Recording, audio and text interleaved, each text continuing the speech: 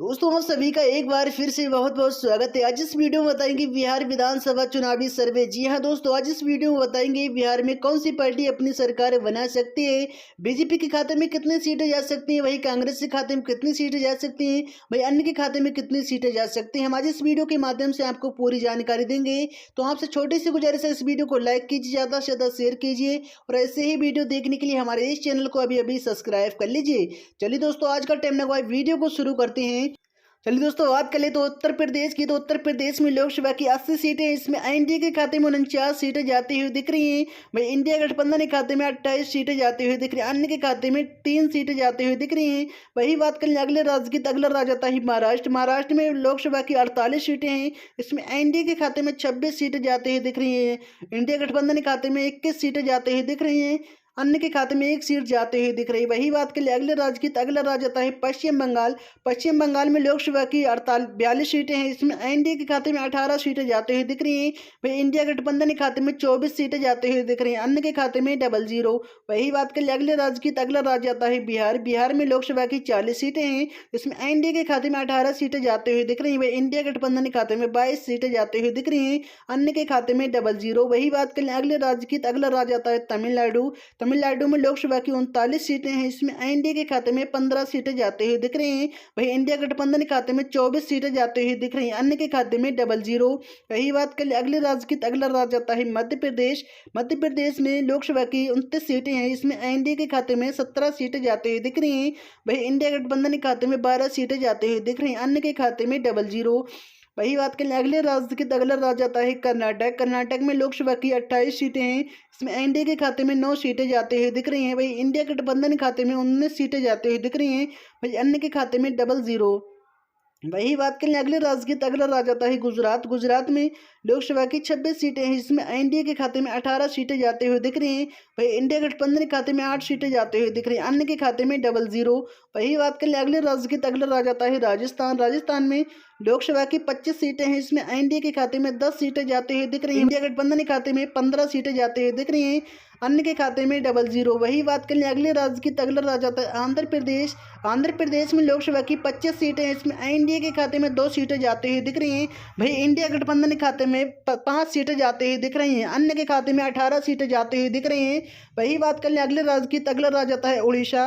उड़ीसा में लोकसभा की 21 सीटें हैं, इसमें एनडीए के खाते में 2 सीटें जाते हुए दिख रही हैं। वही इंडिया गठबंधन के खाते में 3 सीटें जाते हुए दिख रही हैं, अन्य के खाते में 16 सीटें जाते हुए दिख रही हैं। वही बात करें अगले राज्य की, तो अगला राज्य आता है केरल। केरल में लोकसभा की 20 सीटें हैं, इसमें एनडीए के खाते में 3 सीटें जाते हुए दिख रही हैं। वही इंडिया गठबंधन खाते में 15 सीटें जाते हुए दिख रही हैं, अन्य के खाते में 2 सीटें जाते हुए दिख रही हैं।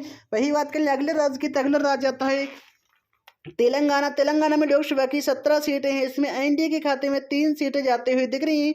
वही इंडिया गठबंधन के खाते में 13 सीटें जाते हुए दिख रही हैं, अन्य के खाते में 1 सीट जाती हुई दिख रही है। वही बात करें अगले राज्य की, तो अगला राज्य आता है झारखंड। झारखंड में लोकसभा की 14 सीटें हैं, इसमें एनडीए के खाते में 3 सीटें जाते हुए दिख रही हैं। वही इंडिया गठबंधन के खाते में 11 सीटें जाते हुए दिख रही हैं, अन्य के खाते में 00। वही बात करें अगले राज्य की, तो अगला राज्य आता है असम। असम में लोकसभा की 14 सीटें हैं, इसमें एनडीए के खाते में 10 सीटें जाते हुए दिख रही हैं, इंडिया गठबंधन के खाते में 4 सीटें जाते हुए दिख रही हैं, अन्य के खाते में 00। वही बात करें अगले राज्य की, तो अगला राज्य आता है पंजाब। पंजाब में लोकसभा की 13 सीटें हैं, इसमें एनडीए के खाते में 3 सीटें जाते हुए दिख रही हैं। वही इंडिया गठबंधन के खाते में 10 सीटें जाते हुए दिख रही हैं, अन्य के खाते में 00। अगले राज्य की, तो अगला राज्य आता है हरियाणा। हरियाणा में लोकसभा की 10 सीटें हैं, इसमें एनडीए के खाते में 4 सीटें जाते हुए दिख रही हैं। वही इंडिया गठबंधन के खाते में 6 सीटें जाते हुए दिख रही हैं, वही अन्य के खाते में 00। वही बात कर लें अगले राज्य की, तो अगला राज्य आता है दिल्ली। दिल्ली में लोकसभा की 7 सीटें हैं, इसमें एनडीए के खाते में 3 सीटें जाते हुए दिख रही हैं। वही इंडिया गठबंधन के खाते में 4 सीटें जाते हुए दिख रही हैं, अन्य के खाते में 00।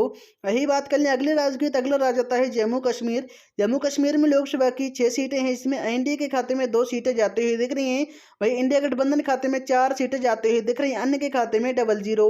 वही बात कर लें अगले राज्य की, तो अगला राज्य आता है उत्तराखंड। उत्तराखंड में लोकसभा की 5 सीटें, इसमें एनडीए के खाते में 2 सीटें जाते हुए दिख रही हैं। वही इंडिया गठबंधन के खाते में 3 सीटें जाते हुए दिख रही हैं, वही अन्य के खाते में 00। वही बात करें अगले राज्य की, तो अगला राज्य आता है हिमाचल प्रदेश। हिमाचल प्रदेश में लोकसभा की 4 सीटें, इसमें एनडीए के खाते में 2 सीटें जाते हुए दिख रही हैं। वहीं इंडिया गठबंधन के खाते में 2 सीटें जाते हुए दिख रही हैं, अन्य के खाते में 00। वही बात कर लें अगले राज्य की, तो अगला राज्य आता है मणिपुर। मणिपुर में लोकसभा की 2 सीटें हैं, इसमें इंडिया गठबंधन के खाते में जाते हुए दिख रही हैं, अन्य के खाते में 00। वही बात कर लें अगले राज्य की, तो अगला राज्य आता है अरुणाचल प्रदेश। अरुणाचल प्रदेश में लोकसभा की 2 सीटें हैं, इसमें एनडीए के खाते में 2 सीटें जाते हुए दिख रही हैं। वही बात कर ले अगले राज्य की, तो अगला राज्य आता है गोवा।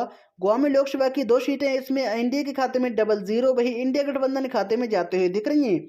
वही बात कर ले अगले राज्य की, तो अगला राज्य आता है त्रिपुरा। त्रिपुरा में लोकसभा की 2 सीटें हैं, इसमें एनडीए के खाते में 1 सीट जाते हुए दिख रही है।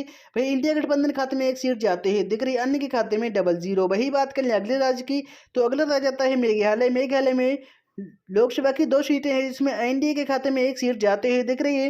वही इंडिया गठबंधन के खाते में 1 सीट जाते हुए दिख रही है, अन्य के खाते में 00। वही बात कर ले अगले राज्य की, तो अगला राज्य आता है मिजोरम। मिजोरम में लोकसभा की 1 सीट है, इसमें एनडीए के खाते में जाते हुए दिख रही है। वही बात कर लें अगले राज्य की, तो अगला राज्य आता है नागालैंड। नागालैंड में लोकसभा की 1 सीट है, इसमें एनडीए के खाते में जाते हुए दिख रही है, इसमें इंडिया गठबंधन के खाते में जाते हुए दिख रही है। वही बात कर लें अगले राज्य की, तो अगला राज्य आता है सिक्किम। सिक्किम में लोकसभा की 1 सीट है, इसमें इंडिया गठबंधन के खाते में जाते हुए दिख रही है।